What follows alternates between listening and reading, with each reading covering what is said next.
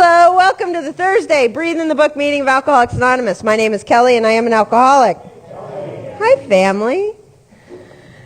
I've introduced myself as an alcoholic. Are there any others present? Nice, gonna be a party. So to begin, this meeting's a little different from any other big book meeting. We're in the second half of the family Afterwards. In a lot of big book studies, you'll go around the room and each person will read a paragraph. In this book study, there's only one person that reads. That would be me. But during the reading, there's crosstalk, and you can ask questions, you can raise your hand and go, hold on, I didn't get that. What's that mean? You know what I mean? And a lot of people with a lot of time, and we kind of do it like we're sitting on the couch just kind of getting to know this book together, okay? And the other thing, when I first started, I would get confused in big book meetings because I didn't know why we were reading whatever chapter we were reading and how it fit into the program. So we also do an overview of the first 164 before we start reading. Okay? The big book is broken up in two parts. The bigger part in the back is all the stories, and the first 164 pages in the beginning is our program. So it's like that. The books that we have up front are the first 164 along with Dr. Bob's Nightmare, the first story, okay? Any questions so far? After the reading, we will do the traditions, and then we have a half an hour to 7:30 to share on what we read and any questions or discussion. Okay? Good? Right on. So, in the very beginning of the book, we have the contents page, which describes the first 164 pages of the big book, which describes our program. It starts off with the preface, and in the preface it says, we don't change the 164. There's a strong sentiment against any radical change being made to the first part of the book, which contains our program. Okay? So we don't change the 164. Although there's been 4 different editions of the big book, the stories in the back have changed with each of the 4 editions. Okay? But the first 164 pages does not change. In our book, Experience, Strength, and Hope, it will have all the stories that have been removed from the big book. So you can have the 4th edition in that book and have just about everything written in the book. Okay? Then we go into the forwards. There's 4 different forwards for the 4 different editions. The first one says, this is our basic text. 1939 says, this is our basic text. And the main purpose of this book is to show you precisely how we have recovered. So there's clear-cut directions in the book. Different from suggestions. Suggestions, like 90 meetings in 90 days. Very good suggestion. Is it a rule in the first 164 pages of the book? No, but it's a good suggestion, right? So our clear-cut directions are in the first 164 pages. Then in the second edition, 1955, 16 years later, we threw in some history. So it talks about how our founders met and how we've grown, and a lot of really good information there. The forward to the 3rd edition, the forward to the 4th edition both speak of how we've grown and the different groups and all over the world and how many people are in Alcoholics Anonymous, okay? All the way up until 2001. Then the big book starts right here, okay? At the doctor's opinion, pretty much, the 164 pages, prior to the first 164 pages. The doctor's opinion. Our 2 founders are Bill Wilson and Dr. Bob, okay? This doctor is not Dr. Bob, our founder, it's Dr. Silkworth, the one that detoxed Bill, okay? And the one that was in charge of the only hospital at the time specializing in drug and alcohol addiction, Towns Hospital in New York. We went to him when we decided to write this book, and we're like, Doc, can you write this forward to this book and give us your recommendation? And so he writes 2 letters, and in those letters, one of the things he speaks about, which is really important, is the allergy. We have an allergy from alcoholism. And that interests us because we kind of already know that we're a little... we screw up a lot sometimes, and we keep messing, we can't seem to do this. But this thing about this allergy interests us. So he describes what we call like the A, B, and C, okay, that we read about in Chapter 5. In Chapter 5, we read the A, B, and C, which is, oh my gosh, I'm an alcoholic. B, probably no human power, not even me going, I should stop, has been able to work. Something bigger than me is going to have to work. Basically a spiritual slap on the head, right? So the good doctor talks about the allergy, about frothy emotional appeal, about being irritable, restless, and discontent. And then he pretty much says, but whatever these men have to say seems to work. And that's his good doctor's recommendation. But in there, real important, we hear an introduction to the allergy and whether or not we may or may not be alcoholics.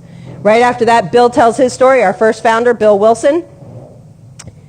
Just like in a speaker meeting, he talks about crossing the line, trying to stop. Self-will availed him nothing. And then, depression, stealing from his wife's purse. One more time, he, got drunk again, right? And then the message being carried to him and the importance of carrying it to another. After that, it's chapter 2. It's almost as if we all chimed in and we went, a lot of us were just like Bill. If you think you might be a real Dr. Jekyll, Mr. Hyde, you might be an alcoholic. Just come along for a ride. We have a solution, right? More about alcoholism. Now, just like in a participation meeting, I like to say, because we've got little stories in there, Jim the car salesman, Fred the accountant. We talk about the jaywalker and some other examples of alcoholism and us. So in there you might go, oh my gosh, that sounds like me. It's one of the chapters we start off reading in the beginning of a meeting. And it starts off with, none of us wanted to admit we were real alcoholics. Nobody likes to think that they're bodily and mentally different than their fellows, right? So it's not surprising that we've been characterized by countless vain attempts to try this on our own, right? In We Agnostics, chapter 4, it starts off with, if you think you can't stop once you start, you just might be one of us, but here is the clincher. Up until now, I lack the power. Lack of power is my dilemma. I can't seem to do this by myself. That B, no human power. So in the very beginning, while we're getting steps 1 and 2, we're learning about alcoholism, the allergy, and no human power, and some kind of spiritual malady that I'm lacking, right? It doesn't mean that for step 2 you need to get a God, but if you got one, good. If you don't worry about it. All you have to realize is that you lack that power. I know I did, to do this on my own. And if you can get that, you're ready to get into steps 3 and the rest of them, right? Those working steps. So in how it works, we read it in the beginning of a meeting. And at the end of it, it says, if you're now convinced after reading all this, right, you're convinced of 3 pertinent ideas. Oh my gosh, I'm an alcoholic. Me too. I'm an alcoholic. No human power has been able to relieve my alcoholism. See, something bigger than me is going to have to work, right? And now you can do steps 3 and 4, which is the inventory where we learn about our resentments, our fear, sex, and we get some facts about ourselves and how we interact with people and learn some character defects. We learn some amends that we might have to make. We're really getting some writing done, right? And we get into chapter 6, into action, where we look at our sponsor and we go, will you help me read that then and learn these things about myself? And we learn about our character defects and the willingness to get them taken away. We have a list already that we made when we did the inventory, and we're going to clear up the wreckage of our past by making amends. Did I lose anybody yet? No? Okay, good. We also talk about steps 10 and 11, staying spiritually fit, because now, as we've done these steps, up here in 1 and 2, we're full of fear, insecurity, gripped by one more time, thinking that I could, and I really want to stop, and I want you to believe that I want to stop. I'm trying to convince myself. That incomprehensible demoralization, right? That fear. And here, after we've done all these working steps, we should start getting that freedom, that tolerance, that love, that understanding for another. And chapter 7 talks all about working with others and how to introduce ourselves to the new person. Because now we've had this freedom. The promises are starting to come true. We're not going to be gripped by the past fears or, wish to shut the door on them, right? And in working with others, we learn that we don't criticize, talk down to another alcoholic from any moral or spiritual hilltop. We just reach our hand out and go, you know what? I've done the steps out of this book. I can help you, right? To the wives, to the family afterwards, and to the employers. Remember when this book was written in 1939, we didn't just go, only alcoholics are going to buy it, because we were so drunk we probably didn't even know there was a book out. But family members might pick it up, right? Wives might pick it up. Employers that have a drunk one of us there might pick it up and lay it around, or that have a drunk one of us that got sober coming back. These are some of the things you'll encounter. So these chapters not only describe a little bit more about us once we've gotten sober, but what the family interaction and how we are after we've gotten a few days under our belt. Make sense? To Vision for You, Bill sums it all up like he does in most things. And think about it, the very last page is, we only had 2 and 3 years sober when we wrote this book. So the very last paragraph, we realized we know only little. God will constantly disclose more to you and to us. Basically, here's our book, don't die, right?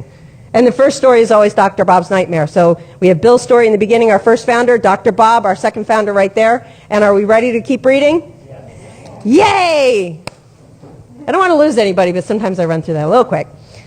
So I think that that makes a little bit easier when you're going through the book because you know where we're at now. We've already done some steps, right? Now we're kind of dealing with the family afterwards.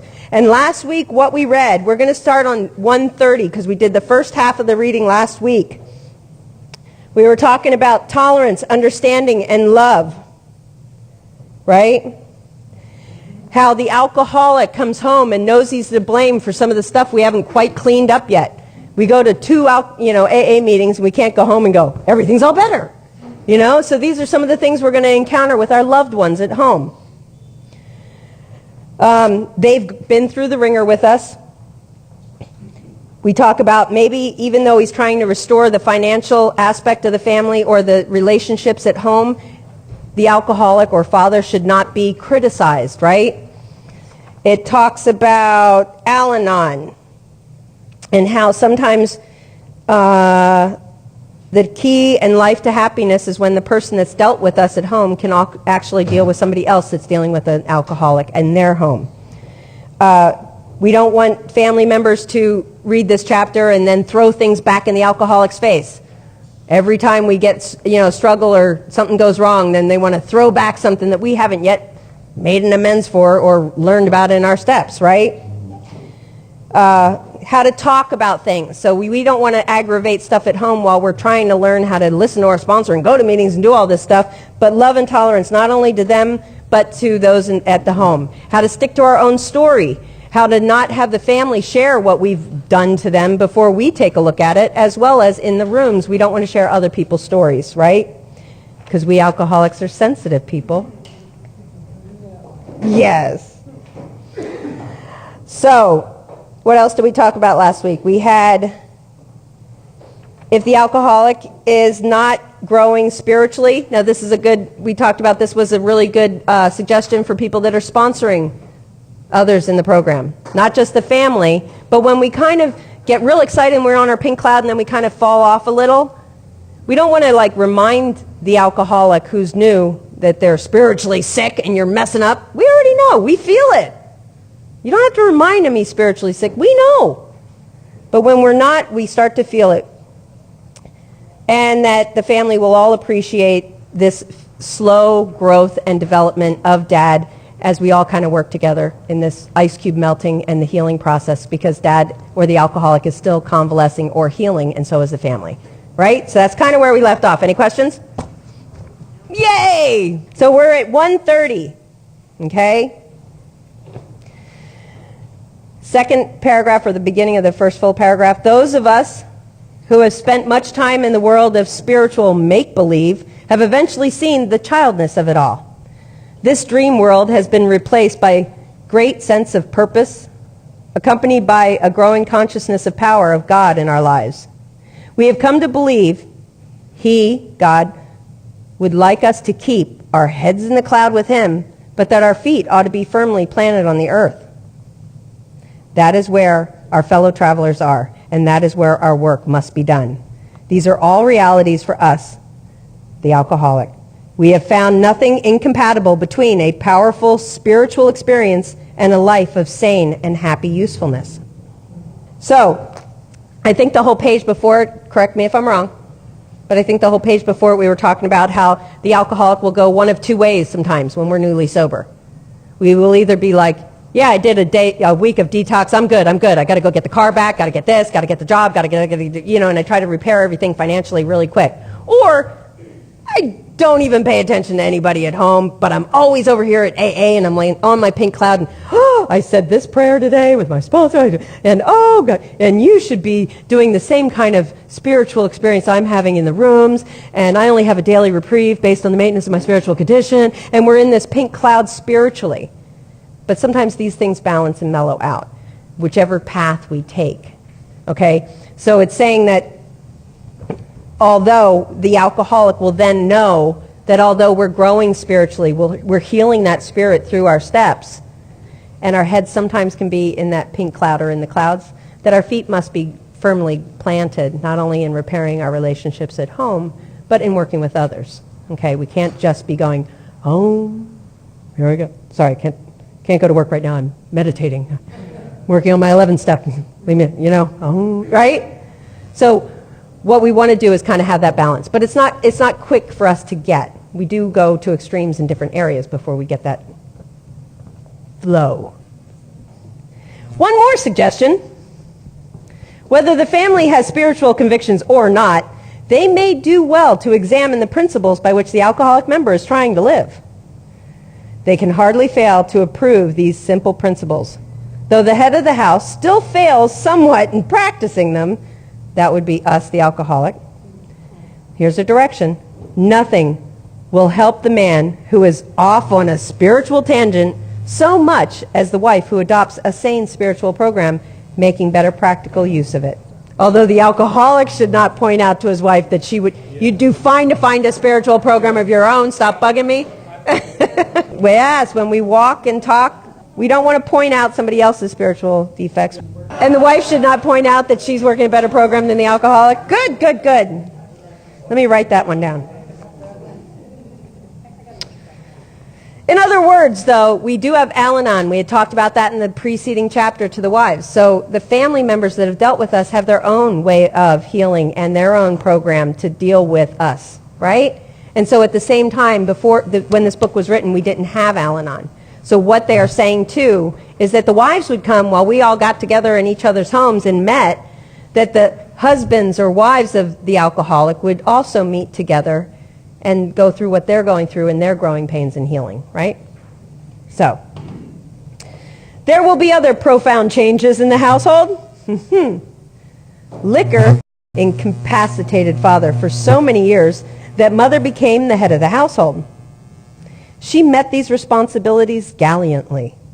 By force of circumstance, she was often obliged to treat father as a sick or wayward child. Even when he wanted to assert himself, he could not, for his drinking placed himself constantly in the wrong. Mother made all the plans and gave all the directions. When sober, father usually obeyed. Thus mother, through no fault of her own, became accustomed to wearing the family trousers. Father, coming suddenly to life again, often begins to assert himself. This means trouble. Unless the family watches for these tendencies in each other and comes to a friendly agreement about them. Now remember, don't get confused with the mother-father, but in the chapter we're talking father's the alcoholic, and the other spouse is the one at home. So if it's the wife at home, she may have to pick up a job, pay the bills, make sure that we don't, the house doesn't get foreclosed on, the kids get to school. She's doing everything, and we're drunk in the basement. And we're not doing it, and all of a sudden we get sober, and we come home, and we're like, no, this is my house. I make the rules, and everybody's like, excuse me? Guess who just woke up now for, in the last 3 days? So what happens is when we want to assert ourselves in that way or that role right away after the family, sometimes for years has been struggling and keeping the place together without us, it can cause some friction, right? Drinking isolates most homes from the outside world. Father may have laid aside for years all normal activities, clubs, civic duties, and sports. When he renews interest in such things, a feeling of jealousy may arise. The family may feel they hold a mortgage on Dad, so big that no equity should be left for outsiders. Everybody get that? So, if I'm paying money, and I'm not going to get, let's say I put a ring aside and or a car aside, and I'm paying on it, and I can't drive the car until I pay it off. So I'm paying, right? Finally, the car gets paid off, and somebody else gets to drive it. I'm like, oh no! So they're saying they've paid hard into this, dealing with Dad in his worst moments, that now that he's sober, they should have all of his time. There shouldn't be anything left over for anybody down there at the TLC club. You know what I mean? So, the family feels they hold a mortgage, they hold the paperwork, the contract on Dad, since they've given so much, and that no equity should be left for outsiders. Now, instead of developing new channels of activity for themselves, mother and children demand that he stay home and make up for the deficiency, what they lost while he was drunk. Okay? At the very beginning, the couple ought to frankly face the fact that each will have to, it's a direction, yield here and there give here and there, right? If the family is going to play an effective part in the new life. Father will necessarily spend, did I mention I will mispronounce words? Father will necessarily spend much time with other alcoholics, going to meetings, meeting with a sponsor, right? All this stuff. But this activity should be balanced. New acquaintances who know nothing of alcoholism might be made and thoughtful consideration given to their needs. New acquaintances, the newcomer he met, the people down at the club that he's going to meetings with, his fellowship. The problems of the community might engage attention. Though the family has no religious connection, they may wish to contact with or take membership in a religious body. They may find their own, they're making suggestions of other supportive groups for the family, okay? Alcoholics who have derided religious people will be helped by such contexts, who have ridiculed. So we alcoholics who maybe have ridiculed the religious folk that are so good when we're doing things so bad, you know what I mean? We might be helped by the spiritual or religious context that our family has. Being possessed by a spiritual experience, the alcoholic will find he has much in common with these people, though differ with them on many matters. If he does not argue about religion, he will make new friends and is sure to find new avenues of usefulness and pleasure. He and his family can be a bright spot in such congregations. He may bring new hope and new courage to many a priest, minister, or rabbi who gives all to minister our troubled world. We intend the foregoing as a helpful suggestion only. Right? Why? We in Alcoholics Anonymous are not a religious group, nor do we have any opinions on what religious group somebody's in or your affiliation, how you behave with them. So we're only offering those as suggestions, helpful suggestions only. So far as we of Alcoholics Anonymous are concerned, there is nothing obligatory about that. Again, we are not a religious, we've covered this in a few chapters now, right? And I always bring up the girl that walked up to me in a meeting and she had 2 days sober and she looked at me and she goes, "Am I in the right place? Am I allowed to come back?" And I was like, why? And she goes, "Well, the lady I was sitting next to told me I'd find Jesus here and we're Jewish." But she was really honestly concerned, and right then, at 2 days sober, was really wanting to not die of this, wanted a place where she felt welcome and there was an answer and a solution. But if somebody brings this down as an obligation for them to get one thought process outside of these rooms or another, we could deter our way of being useful to another, right? So in that paragraph, that's what we're saying. So far as we are concerned, there is nothing obligatory about it. As non-denominational people, we cannot make up others' minds for them. Each individual should consult his own conscience. That is a direction. That's what we're saying in there. So the question being, what does it mean when we say we are non-denominational? We of Alcoholics Anonymous are not a religious group. We heal spiritually, right? But we have no opinion on somebody else's outside affiliation if they add that to their spiritual growth. We have been speaking to you of serious, sometimes tragic things. We have been dealing with alcohol in its worst aspect. What's the next line? Everybody all together? We are not a glum lot. That's what my shirt says. We are not a glum lot. I know those of you listening can't see my shirt, but it says, we are not a glum lot. So yes, we're talking about stuff that, like, when we get, this is serious stuff to us. Trying to get the family to be okay, trying to get the job in the first 6 months, whether I got this together, we're talking about it, but we're saying we are not a glum lot. If the newcomer could see no joy or fun in our existence, or our book study, they wouldn't want it, right? So what's the next one? And I love this line. We absolutely insist on enjoying life. It's a direction. That's a direction. We absolutely insist on enjoying life. That is a direction. Here's another direction. We try not to indulge in cynicism, to criticize, over the state of nations, nor do we carry the world's troubles on our shoulders. What does that mean, the state of the nation? Politics. Exactly, politics. Do we bring that up in the meeting either? No. No, sometimes we are not saints. But the point is, but if we know the directions here, we can better be members of Alcoholics Anonymous when sharing a message of hope inside the rooms. So we're not going to come in and tell somebody they must follow this certain religious belief, or if they're agnostic, we just have a message of hope, right? We have these steps. This is what I did. I managed not to die of this thing, right? And we have some fun about it all, too. We have some fellowship, and we get together, and we have dances and bingo, right? But we're not going to come in the rooms and get into a debate over the state of the nation if my opinion varies from the person across the room, because what's going to happen to the person in the back of the room with 2 days sober that doesn't know anything about what we have to offer here, and here's people bickering, right? Yeah, they're going to walk out and not feel that they're welcome to come back or not want to. So we absolutely insist on enjoying life. We try not to indulge in cynicism over the state of nations, nor do we carry the world's troubles on our shoulders.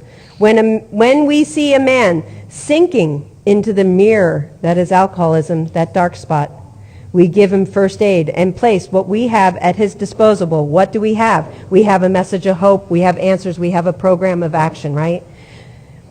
For his sake, we do not recount and almost relive the horrors of our past, but those of us who have tried to shoulder the entire burden and trouble of others find we are soon overcome by them. In other words, don't be an Eeyore either in the meetings. Oh my, I just won the lottery. I'm going to share for 15 minutes on my winning the lottery, but it's just not of any hope. And I was going to drink. And this political idea here, and then this, you better, and somebody, and then bring in some religion, let's throw in everything that we possibly can, and then, right? And the new person's going, how do I just not drink today? Can somebody tell me that? Right? So we don't want to do that, although we all do at one point or another, right? But what the ultimate way of us, I believe, sharing is we want to share a little bit of how we got here, and that I belong here, and that I can relate. I've drank the way you drank. I totally could I know how you're feeling. Welcome. We want you to feel welcome. And part of my message should always be, if I believe in a meeting, even if you've got 1 week sober, I didn't know how to come into these rooms. I got 1 week. I just kept coming back, and we share a little bit of hope. Okay, so that the person that doesn't know anything about what's going on in these rooms can have that hope. We do recount and almost relive the horrors of the past. Sorry, I said don't scratch that. No, you can't really scratch it. Rewind. Yeah, so again, we're going to talk about what we've walked through so we can also bring that hope. But we don't want to go into morbid reflection. Be careful not, we read that last week, not into morbid reflection about what's happening, okay? So we think cheerfulness and laughter make for usefulness. That is a direction. Right on. Outsiders are sometimes shocked when we burst into merriment over seemingly tragic experience out of the past. But why shouldn't we laugh? We have recovered. And we have been given the power to help others. Sometimes our most hysterical escapades do not make the person at the supermarket go, oh, that's funny. You wrecked your car how many times? Ha ha! Right? And then I had the bright idea to do it again. And they went, oh, ha ha. But in the room, sometimes the new person will go, oh my gosh, I just did that. Yeah? So we get us. Sometimes others don't. They won't look at our laughter at our escapades and go, ha ha. But it helps us feel welcome that, oh, you've done what I've done, instead of keeping that secret inside going, nobody understands what I've done. Right? So cheerfulness and laughter make for good usefulness, and outsiders are sometimes shocked at the way we laugh at ourselves. But we've already recovered from those things. We've done the steps, and we've been given this power to share a message and help others. Everyone knows that those in bad health and those who seldom play do not laugh much. So let each family play together or separately as much as their circumstances warrant. These are all directions. We are sure God wants us to be happy, joyous, and free. Sometimes these are things that we see on the walls that we go, is that really in the book? Yes, it is. Happy, joyous, and free. It's in there. We cannot subscribe to the belief that this life is a vale of tears, though it once was just that for many of us. But it is clear that we made our own misery. God didn't do it. Avoid, then, the deliberate manufacture of misery. But if trouble comes, cheerfully capitalize it as an opportunity to demonstrate his omnipotence. So we don't want to manufacture or bring up or exaggerate misery while sharing a message, right? But at the same time, if we need to, it's an opportunity for us to grow because we lean on each other. And sometimes if I'm a secret and I don't share what's going on, even if it's not happy, joyous, and free, that somebody else is going to go, I've walked through that just recently myself. Well, reaches out a hand, okay? So now about health. A body badly burned by alcohol does not often recover overnight, nor do twisted thinking and depression vanish in a twinkling. Nor do twisted thinking and depression vanish in a twinkling. We are convinced that spiritual mode of living is a most powerful health restorative. We who have recovered from serious drinking are miracles of mental health. Did you know that? You guys are all miracles of mental health in here tonight. Right on. So we are miracles of mental health. But we have seen remarkable transformations in our bodies. Hardly one of our crowd now show any marks of dissipation of when we came in. My eyes are no longer yellow. My skin's not gray, right? But this does not mean that we disregarded human health measures. God has abundantly supplied this world with fine doctors, psychologists, and practitioners of various kinds. Do not hesitate to take health problems to such persons. That's a direction. When they talk about outside help. Another big pet peeve. We're not a religious group, nor are we doctors. Just because I've worked the steps of the 12 steps of Alcoholics Anonymous in this book does not mean all of a sudden I get a PhD behind my name and tell somebody how they can or cannot, what kind of medicine they can or cannot take, right? We don't do that. But don't hesitate to take help from the doctors that know about that stuff. Most of them give freely of themselves that their fellow may enjoy. Though God has wrought miracles among us, we should never belittle a good doctor or psychiatrist. Their services are often indispensable in treating a newcomer and in following his case after. Everybody know why we shake? Those of you that hadn't been here when we read that chapter? Why we got delirium tremens, not tremor, but yes. It's the lack of sugar. So when an alcoholic shakes in the beginning, sometimes in a meeting, I was shaking real bad and somebody offers me a cup of coffee and I'm like spilling it all over myself, right? But my body's shaking, and then finally, like day 1, day 2 or something, all of a sudden I'm just like, I can't sleep at night, I've got to drink. Oh my gosh, I know what'll stop this, right? It's a horrible feeling. And sometimes when you're not visibly shaking outside, the insides are still shaking. Our body's withdrawing from sugar. And a lot of times, sweets help. Chocolate, honey, yeah. So one of many doctors who has the opportunity of reading this book in manuscript form told us that the use of sweets was often helpful. Of course, depending on a doctor's advice, diabetic, he thought all alcoholics should constantly have chocolate available for its quick energy value at times of fatigue. That's a direction, I'd say. Chocolate, it's in the book. Yes, exactly. He added that occasionally in the night a vague craving would arise which would be satisfied by candy. That's a great thing. And also, I believe, sometimes a lot of honey and maybe some chamomile to help calm the night to sleep through the night has been helpful as well. Many of us have noticed a tendency to eat sweets and have found this practice beneficial. A word about sex relations. Sugar to sex. Here we go. Alcohol is so sexually stimulating to some men that they often have overindulged. Everybody smiles. All right. Couples are occasionally dismayed to find that when drinking is stopped, the man tends to be impotent.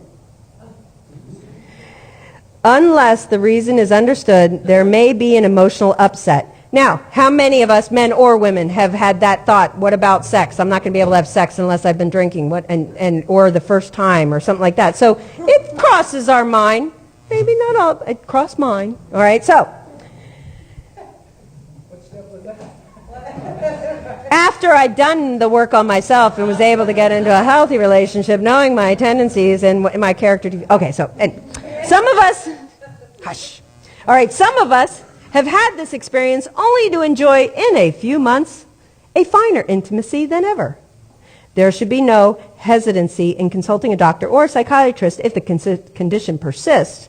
We do not know of many cases where this difficulty lasted long. Go to any bingo or dance. No, I'm just... All right, so what about the kids? What about the kids? So the alcoholic may find it hard to reestablish. Are we done with sex? Did anybody have any questions on that? I don't want to race into the kids thing. The alcoholic may find it hard to reestablish friendly relations with his children. Their young minds were impressionable while he was drinking.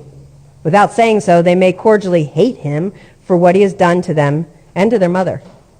The children are sometimes dominated by pathetic hardness and cynicism. They cannot seem to forgive and forget. This may hang on for months, long after their mother has accepted Dad's new way of living and thinking. I think this hits us a little bit more than we notice, but almost all of us have had. When am I going to get my kids back? When am I going to get to see them again? What if this one doesn't want to see me? They're not talking to me. Only to sometimes then, I think, serendipitously walk into a meeting and hear the story of somebody after sometimes a short time or sometimes a long time finally has their child back in their life, right? Sometimes the kids heal separately from when the spouse does, okay, is what they're saying. In time, they will see that he is a new man, and in their own way, they'll let him know. When this happens, they can be invited to join in morning meditation, and then they can take part in the daily discussion without rancor or bias. Remember, rancor is like that bad taste in your mouth, right? They won't be rolling their eyes and going, what, right? But they can take part in it without that. From that point on, progress will be rapid. Marvelous results have often followed such a reunion. Whether the family goes on a spiritual basis or not, the alcoholic member has to, if he would recover, the others must be convinced of his new status beyond the shadow of a doubt. Seeing is believing. How many times we say it's our actions that are going to, right? Not our, I promise, this time I promise. Sometimes people want to see. Seeing is believing to most families who have lived with the drinker. Here is a case in point. Anybody that's writing this down, it's Earl from Chicago. His story in the big book is he sold himself short. Earl T. Okay. Here's a case in point. One of our friends is a heavy smoker and coffee drinker. There was no doubt he overindulged. Seeing this and meaning to be helpful, his wife commenced to admonish him about it. She would criticize and get mad at him for it. He admitted he was overdoing these things, but frankly said that he was not ready to stop. His wife is one of those persons who really feels there is something rather sinful about those commodities, smoking and drinking coffee. So she nagged, and her intolerance finally threw him into a fit of anger. He got drunk. Of course, our friend was wrong, dead wrong. He had to painfully admit that and mend his spiritual offenses. Though he is now a most effective member of Alcoholics Anonymous, he still smokes and drinks coffee. But neither his wife nor anyone else stands in judgment. She sees she was wrong to make a burning issue out of a matter when his more serious ailments were being rapidly cured, his drinking. Yeah. There's a direction. She was wrong. I don't think that's a direction, but I think this is funny because then when you finally read the book, you come to these things and you go, oh my gosh, that's up on the wall. We have these things, live and let live. Easy does it, right? Somebody once said in a meeting, they shouldn't be on the wall. They've got nothing to do with the big book or our program, right? And then I read this and I went, hey! So at the very end of the chapter tonight, it says, we have 3 little mottos, which are apropos. Here they are. First things first. Live and let live. And easy does it. Yay!